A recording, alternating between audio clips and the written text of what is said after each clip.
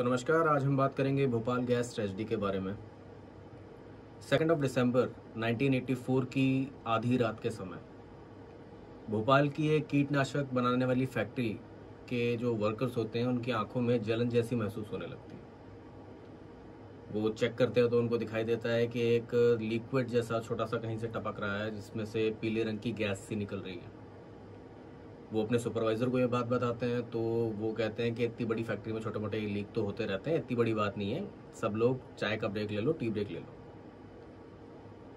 वापस आके इसको देखा जाएगा क्या हो रहा है क्या नहीं हो रहा। टी ब्रेक लेने के बाद में ये लोग 12:45 पे वापस आते हैं रात में, लेकिन तब तक गैस बहुत ज़्यादा फैल चुकी थी। उनकी आंखों में बहुत तेज जलन होने लगती है और सांस लेने में भी दिक्कत होने लगती है। थोड़ी देर में ये गैस पूरे के पूरे भोपाल में फैल जाती है और भारत के इतिहास का सबसे बड़ा इंडस्ट्रियल डिजास्टर बन जाती है। ये गैस सबसे पहले इफेक्ट करती है फैक्ट्री के पास में बनी हुई झुग्गी झोपड़ी को, जो वहाँ के वर्कर्स यहाँ पे रहा करते थे, और उसके बाद इसका इफेक्ट होता है भोपाल के रेलवे स्टेशन पे। भोपाल रेलवे स्टेशन पे जो भी पैसेंजर्स होते हैं, जो वहाँ का स्टाफ होता है, उनको भी आंखों में जलन और सांस में तकलीफ महसूस होने लगती है। धीरे धीरे कुछ लोग बेहोश होते हैं और जब वहाँ के ऑफिशियल्स चेक करते हैं तो कुछ लोगों की मौत हो चुकी होती है। वहाँ के ऑफिशियल्स को इस फैक्ट्री के बारे में पता था, वो कुछ अंदाज़ा लगाते हैं, कुछ समझदारी दिखाते हैं और वहाँ के स्टाफ की, वहाँ के ऑफिसर्स की मदद से, उनकी बहादुरी से हज़ारों लोगों की जान बचती है उस रात को। इसके बारे में अभी नेटफ्लिक्स पे एक सीरीज़ भी आई है, द रेलवे मैन करके, आप चाहें तो वो भी देख सकते हैं। ये दुर्घटना जिस फैक्ट्री में हुई थी उसका नाम था यूनियन कार्बाइड। ये केमिकल बनाने वाली एक अमेरिकन कंपनी थी जो 100 साल से ज़्यादा पुरानी थी। इसका मेन काम जो था वो केमिकल बनाने का ही था, पेस्टिसाइड्स, रॉकेट फ्यूल, बैटरीज वगैरह बनाने का काम। 1994 में इन्होंने अपना नाम बदल के एवर रेडी इंडस्ट्रीज कर दिया था। आपने एवर रेडी बैटरीज का नाम तो सुना ही होगा, ये इसी कंपनी की है। ये एक बहुत ही सक्सेसफुल कंपनी थी जो पूरी दुनिया में कई शहरों में जिसकी फैक्ट्रीज वगैरह थी, इन्हीं में से एक शहर था भोपाल। भारत में इस कंपनी का नाम था UCIL, union carbide India limited. इसमें 49% हिस्सेदारी जो थी वो भारतीय निवेशकों की ही थी। 1969 में ये भोपाल में अपनी फैक्ट्री बनाते हैं और कीटनाशक, पेस्टिसाइड्स वगैरह बनाने का काम शुरू करते हैं। इनका जो प्रोडक्ट था उसका नाम था सेविन, और इसको बनाने के लिए जिस केमिकल का इस्तेमाल होता था उसका नाम था MIC, मिथाइल आइसोसाइनाइड। ये एक बहुत जहरीला और रिएक्टिव केमिकल था और इसको विदेश से ही मंगाया जाता था। पहले पहले सेविन जो था वो बहुत ज़्यादा सफल प्रोडक्ट रहा इनका, लेकिन फिर मार्केट में दूसरे सस्ते प्रोडक्ट आ गए, कंपटीशन आ गई, तो यूनियन कार्बाइड को अपने इस प्रोडक्ट का कॉस्ट कम करना पड़ा। कॉस्ट कम करने के लिए बहुत सारे कॉस्ट कटिंग के कदम उठाए गए। इन कदमों में से जो सबसे पहला और बड़ा कदम था वो ये था कि इन्होंने MIC को इंपोर्ट करने के बजाय भोपाल की फैक्ट्री में ही बनाने की सोची। ये एक बहुत ही खतरनाक डिसीजन था क्योंकि एक, जैसा मैंने बताया, बहुत रिएक्टिव और जहरीला केमिकल होता है, लेकिन इसको बनाने के लिए सरकार की तरफ से इनको परमिशन मिल जाती है। उनको बस ये चीज़ कही जाती है कि आप एक इवैक्यूएशन प्लान बना के रखें कि बाई एनी चांस अगर कोई दुर्घटना हो जाती है तो शहर के लोग उससे बच सकें या कुछ कर सकें। हालांकि ऐसा कुछ बहुत गंभीरता से नहीं किया जाता। 1980 में ही MIC का बनना शुरू हुआ था इस फैक्ट्री में, और एक दुर्घटना की वजह से 1981 में एक फैक्ट्री वर्कर मोहम्मद अशरफ की MIC एक्सपोजर की वजह से मौत हो जाती है। कॉस्ट कटिंग के नाम पे इन्होंने और भी बहुत सारे कदम उठाए थे, जैसे कि पुराने एक्सपीरियंस वर्कर जो थे उनको हटा के नए कम एक्सपीरियंस या बिना एक्सपीरियंस के लोग इन्होंने रखे जो पहले से कहीं ज़्यादा सस्ते थे। बहुत सारे सेफ्टी प्रिकॉशंस को नज़रअंदाज किया गया, जैसे कि अगर कोई प्रॉब्लम हो रही है, कोई इंडिकेटर काम नहीं कर रहा है, कोई पाइप लीक कर रही है, तो ये उसको बदलने की जगह रिपेयर करा लेते थे। कॉस्ट कटिंग के नाम पे सेफ्टी मेजर्स को पूरी तरीके से नज़रअंदाज किया जा रहा था। यहाँ पे होने वाली चीज़ों को जब वहाँ के ट्रेड यूनियन ने मुद्दा बनाया तो वहाँ के जो लीडर थे उस यूनियन के, उन्हीं को रिप्लेस कर दिया गया, नौकरी से निकाल दिया गया। हद उस समय हुई जब वहाँ पे एक इन्वेस्टिगेटिव जर्नलिस्ट थे, राजकुमार केसवानी। उन्होंने इस फैक्ट्री के अंदर हो रही चीज़ों के बारे में, कमियों के बारे में, खतरों के बारे में छानबीन की और अखबारों में भी इस चीज़ को छापा। इन्होंने उसकी हेडलाइन रखी थी, बचाइए हुजूर इस शहर को बचाइए। एक और आर्टिकल था जिसमें उन्होंने रखा, ज्वालामुखी के मुहाने पे बैठा भोपाल। एक और था, ना समझोगे तो मिट ही जाओगे। इतने सारे आर्टिकल इन्होंने निकाले एज ए वार्निंग कि यहाँ पे ऐसा कुछ हो सकता है, लेकिन कहीं कुछ नहीं किया गया। यहाँ तक कि इन्होंने जो प्रदेश के मुख्यमंत्री थे, जो सुप्रीम कोर्ट है, उस तक को लेटर लिखा कि यहाँ पे जो भी केमिकल बनाया जा रहा है वो बहुत खतरनाक है, आबादी के पास में इस तरीके से इस केमिकल को नहीं बनाया जाना चाहिए। कंपनी के अंदर जो सेफ्टी मेजर्स हैं इनका सही तरीके से पालन नहीं किया जा रहा है, लेकिन किसी तरीके का कोई एक्शन नहीं लिया गया। अब ये बात करते हैं कि उस फैक्ट्री में एक्चुअली हो क्या रहा था। वहाँ पे एमआईसी को स्टोर करने के लिए 3 अंडरग्राउंड टैंकर्स थे, जो 610, 611 और 619। सेफ्टी के लिहाज से इसमें से सिर्फ 2 ही टैंक्स को भरा जा सकता था, वो भी 60% तक। तीसरे टैंक को खाली रखा जाना था कि कोई इमरजेंसी कंडीशन अगर हो तो उसमें उसका इस्तेमाल किया जा सके। अब जैसे कि मैंने बताया कि एमआईसी एक बहुत ही रिएक्टिव केमिकल था। ये अगर पानी के कांटेक्ट में आए, इवन हवा के कांटेक्ट में भी आए, तो उसकी जो नमी होती है उससे रिएक्ट करके ये बहुत जहरीली गैस बना देता था और गर्मी पैदा कर देता था, बहुत प्रॉब्लम कर सकता था। इसलिए इसको प्रिवेंट करने के लिए प्रेशराइज्ड नाइट्रोजन से इसको कवर करके रखा जाता था। इसके लिए प्रेशर और टेम्परेचर मापने वाले मीटर्स वगैरह भी लगाए जाते थे, जिनको रेगुलरली चेक किया जाए। ये जो टैंक्स थे एमआईसी वाले, इसमें कुछ टॉक्सिक गैसेस बनती रहती थी, जिनको निकालने के लिए एक पाइप के सहारे उन्हें वेंट गैस स्क्रबर तक ले जाया जाता था और वहां जला के उन गैसेस को खत्म कर दिया जाता था कि वो नुकसानदायक ना रहे। अगर प्रेशर कम हो रहा है तो उसमें नाइट्रोजन डाल के उस प्रेशर को बढ़ाया जाता था। ये सारी चीजें थी जो वहां पे होनी चाहिए थी, लेकिन वहां पे बहुत सारी कमियां थी। उस कॉस्ट कटिंग के लिए, उस पैसा बचाने के लिए उन्होंने जो चीजें की, वही इस पूरे हादसे की वजह बनी। मैंने बताया कि इन टैंक्स को वहां पे रखे 3 टैंक्स जो थे, उनमें से 2 टैंक्स सिर्फ 60% तक भरे जाने चाहिए थे, लेकिन वो जो 2 टैंक्स थे वो 60% से कहीं ज्यादा भरे हुए थे। तीसरा टैंक जो इवन खाली होना चाहिए था, वो तक एमआईसी से भरा हुआ था।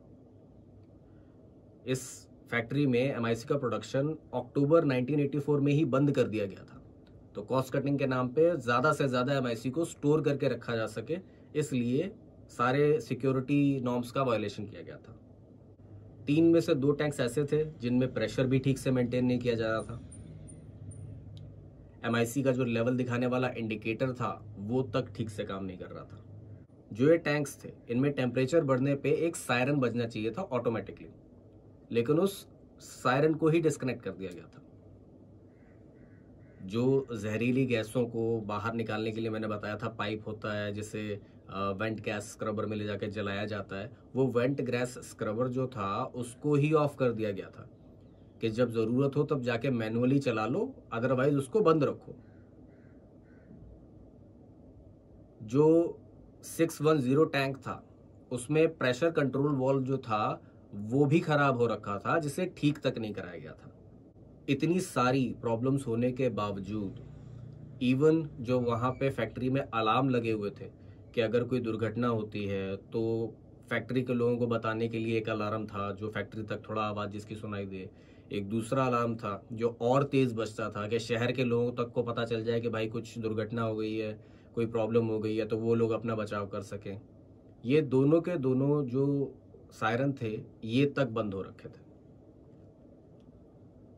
2 दिसंबर 1984 को रात में जब स्टाफ की शिफ्ट चेंज होती है 9 बजे के अराउंड में, तो नया स्टाफ आके अपने रूटीन के हिसाब से एमआईसी के जो टैंक्स थे उनसे जुड़ी हुई पाइप को पानी से साफ करना शुरू कर देते हैं।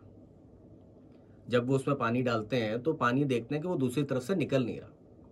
इसके लिए वो अपने सुपरवाइजर को भी बताते हैं, तो सुपरवाइजर कहता है कि कोई बड़ी चीज नहीं है, पानी को चल लेने दो, क्या कहते हैं पाइप साफ होता रहेगा, जो दूसरी शिफ्ट आएगी वो आके इस पानी को बंद कर देगी, कोई दिक्कत नहीं है इस बात में। अब आमतौर पे जो पाइप्स होती हैं, अगर पाइप दो कनेक्ट हो रही हैं, इनके बीच में एक स्लिप बाइंड नाम की चीज़ होती है जो एक तरफ से जा रहे पानी को टैंक में जाने से रोकती है। लेकिन यहाँ पे वो स्लिप बाइंड भी नहीं थी, तो जो पानी पाइप साफ करने के लिए यूज़ किया जा रहा था, क्योंकि सुपरवाइजर ने बंद करने से मना कर दिया था, तो वो पानी टैंक नंबर 610 में जाने लग जाता है। अब जैसा मैंने बताया था कि MIC बहुत ज़्यादा रिएक्टिव केमिकल था, जैसे ही पानी उसमें जाता है उसमें रिएक्शन शुरू हो जाता है, टैंक के अंदर जहरीली गैसेस बनने लग जाती हैं और प्रेशर बहुत ज़्यादा बढ़ने लग जाता है। उस समय वो जो टैंक था उसमें 42 टन MIC था। नई शिफ्ट वाले लोग आते हैं, उन्हें आंखों में थोड़ी जलन सी महसूस होने लगती है, तो वो ये सोचते हैं कि शायद कहीं कोई लीक हो रहा होगा, तो उसको देख लेते हैं, ठीक कर लेते हैं। 11:45 पे 2 दिसंबर को रात में वर्कर्स लीक को ढूंढना शुरू करते हैं। उन्हें एक जगह थोड़ा सा लीक होता हुआ दिखाई भी देता है, जैसा कि मैंने शुरू में बताया था। और इसके आगे की कहानी को ज़्यादातर लोग यही मानते हैं कि इस लीक को उन लोगों ने सीरियसली नहीं लिया और सुपरवाइजर और जितने भी वर्कर थे वो सारे के सारे 12 बजे के अराउंड में टी ब्रेक पे चले गए कि वापस आके देखा जाएगा क्या करना है क्या नहीं करना है। जब तक ये लोग टी ब्रेक से वापस आए 12:30 पौने 1 बजे के अराउंड में, तब तक टैंक नंबर 610 में प्रेशर बहुत ज़्यादा बढ़ चुका था। इतना ज़्यादा बढ़ चुका था कि इस अंडरग्राउंड टैंक के ऊपर की जो कंक्रीट थी वो तक टूट रही थी। अब भाग के लोगों ने देखा, वहाँ पे जो पानी की सप्लाई हो रही थी पहले तो उसको बंद किया गया, लेकिन तब तक बहुत देर हो चुकी थी। अब जो जहरीली गैसें थी वो वेंट गैस स्क्रबर के थ्रू हवा में मिलनी शुरू हो गई थी बहुत तेज़ी से, क्योंकि प्रेशर ही इतना ज़्यादा था। वहाँ पे जो वर्कर्स थे वो कोशिश करते हैं कि पानी के पाइप के थ्रू उसमें डाल के गैस को किसी तरीके से डिज़ोल्व कर सकें, रोक सकें, लेकिन वो इतनी ऊंचाई पे था कि वो उसको रोक भी नहीं पाते। अब रात के लगभग 1 बज चुके थे और फैक्ट्री वालों को ये चीज़ पता चल चुकी थी कि एक बहुत बड़ा हादसा अब टाला नहीं जा सकता। वो लोग फैक्ट्री छोड़ के भागना शुरू कर देते हैं। दूसरी तरफ रात में जो भोपाल में सो रहे लोग थे उनको सांस लेने में दिक्कत होने लगती है। जब वो उठते हैं तो उनकी आंखों में तेज जलन होने लगती है। जो हवा थी उस रात में वो भी यूनियन कार्बाइड से शहर के आबादी वाले दिशा में ही बह रही थी। सबसे पहले वो फैक्ट्री के पास की जो बस्ती थी जहाँ पे फैक्ट्री वर्कर्स उनकी फैमिली रहती थी, पहले सारी गैस वहाँ पहुँचती है, फिर रेलवे स्टेशन पहुँचती है, फिर धीरे धीरे पूरे पूरे शहर फैल जाती है। जब लोगों को सांस लेने में तकलीफ होने लगती है, आंखों में बहुत तेज जलन होने लगती है, तो लोग हॉस्पिटल्स की तरफ भागते हैं। उस समय भोपाल में 2 बड़े हॉस्पिटल थे, जयप्रकाश मेडिकल कॉलेज और हमीदिया हॉस्पिटल। यहाँ पे लगभग 1000-1500 बेड के अराउंड की इनकी कैपेसिटी थी। वहाँ पे रात के 1:30 बजे के अराउंड, 2 बजे के अराउंड में मरीज पहुँचने शुरू होते हैं और थोड़ी ही देर में वहाँ पे 6000 से 7000 मरीज पहुँच जाते हैं दोनों हॉस्पिटलों में। आप ये समझ लीजिए कि पूरा का पूरा शहर ही परेशान था। आधा शहर जो था वो हॉस्पिटल्स में पहुँच चुका था। नाइट शिफ्ट, ज़्यादा डॉक्टर्स वहाँ पे होते नहीं नाइट शिफ्ट में, बहुत ही नॉर्मल 1000-1500 बेड वाले हॉस्पिटल, और जब वहाँ आधा शहर पहुँच जाएगा तो आप ही सोचिए क्या हालत होगी। उसके ऊपर डॉक्टर्स को खुद नहीं पता चल रहा था कि आखिर हो क्या रहा है, लोगों को जलन क्यों हो रही है, सांस लेने में तकलीफ क्यों हो रही है, उनको ये पता ही नहीं चल रहा था। क्योंकि एकदम से अगर इतने सारे लोग एक ही शिकायत लेके आ रहे हैं, उसका कुछ तो रीजन होना चाहिए। गैस लीक के बारे में कोई खबर ही नहीं थी, किसी को उस बारे में कुछ पता ही नहीं था। अब डॉक्टर इलाज भी करे तो क्या करें। बहुत से डॉक्टर हैं जिन्होंने बाद में इंटरव्यूज में ये चीज़ कही भी थी कि वो दवाई तो दे रहे थे कि जो उनको पेशेंट्स को नुकसान ना करे, कुछ एंटीबायोटिक दे दिया, कुछ एंटासिड दे दिया, कुछ लोगों को ऑक्सीजन दे दी, लेकिन उनको खुद भी समझ में नहीं आ रहा था कि वो इलाज करें तो करें किस चीज़ का। सुबह होते होते भोपाल के अस्पताल से लेके सड़कों तक लाशें ही लाशें बिछी हुई थी। इंसान, जानवर जो भी हैं, जहाँ भी हैं, वहीं के वहीं पड़े हुए थे। बहुत से लोग थे जो अपने घरों से हॉस्पिटल की तरफ भाग रहे थे, कुछ लोग थे जो पहुंच पाए, कुछ लोग रास्ते में ही बेहोश होकर गिर पड़े, कुछ लोग वहीं मर गए। लोगों को शमशान में जाके जलाने के लिए लकड़ियां नहीं मिल रही थी, कब्रिस्तान में कब्र के लिए ज़मीन नहीं मिल रही थी। हालात इस तरीके के थे कि एक चिता पे 15-15 चिताएं जलाई गई थी, एक कब्र में 15-15 लोग दफनाए गए थे। यहाँ तक कि जो पुरानी कब्र थी उन्हें खोद के भी लोगों को दफनाया गया था। जो सरकारी आंकड़ा है वो ये कहता है कि लगभग 3700 के अराउंड लोग मारे गए थे, जबकि चश्मदीदों का कहना है कि शायद 10,000 से भी ज़्यादा लोगों की मौत हुई थी उन कुछ दिनों में। वहाँ पे घरों के अंदर जो लोग सो रहे थे वो सोते सोते भी मर गए थे। जानवर सड़क पे थे वो वहीं मर गए थे। हालात इस कदर खराब थे कि आर्मी को बुलाना पड़ गया था, सेना की मदद लेनी पड़ गई थी। सेना वहां पहुंची थी, घरों के अंदर जा जाके उन्होंने देखा था, फैमिलीज की फैमिलीज मरी हुई हैं, सड़कों पे जानवर पड़े हुए हैं लावारिस।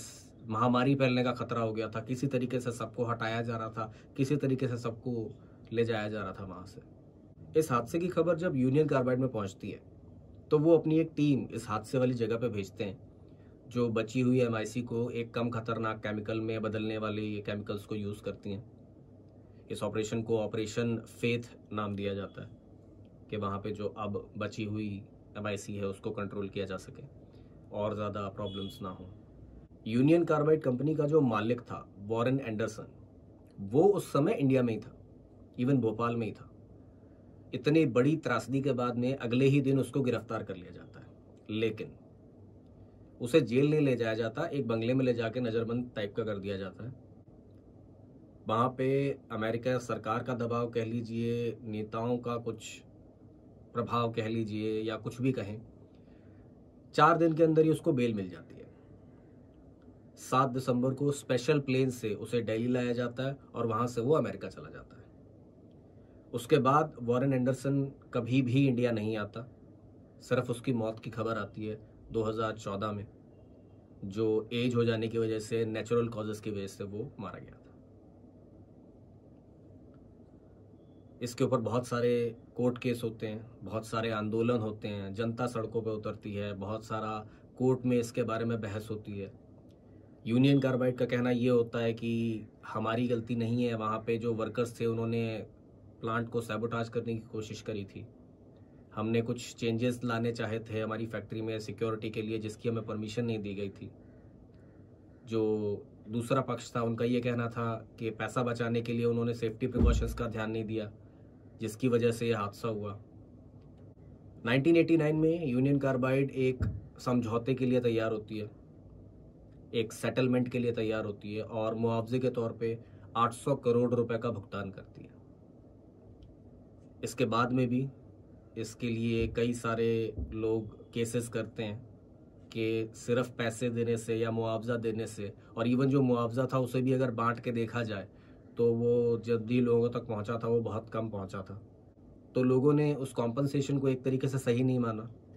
उन्होंने ये कहा कि इसके लिए लोगों को सज़ा मिलनी चाहिए, ये बहुत बड़ा नेग्लिजेंस था, ये अपराध था।